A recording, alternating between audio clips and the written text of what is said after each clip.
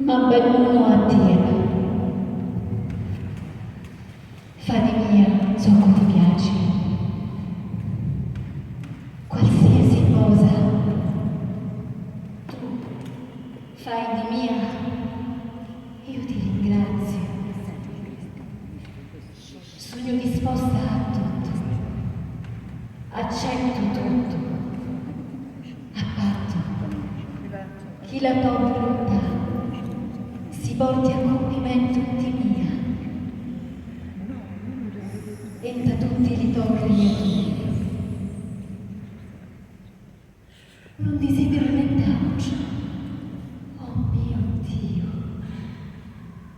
E rimetto l'alma mia a tali tue mani, te la riamo, mio Dio, con tutto l'amore di nuove cose, perché t'amo. E un bisogno d'amore più mia, lo rialarmi a tia, l'affidarmi in tali tue mani, senza misura, con finita fiducia, perché tu sei mio pace. Bellissima, una preghiera dei santi agli suoi discepoli. È difficile che in ricucciarsi in tal regno degli cieli. Vi lo ripeto, è più facile che in cammino passi la cruna di Naugghia che in ricucciarsi in tal regno degli cieli. A sti parole, i discepoli restarono scoraggiati e addomandarono: così può dunque salvare? Gesù, fissando la guardata sopra Adigi, disse: Chisso è impossibile all'uomo, ma a Dio tutto è possibile.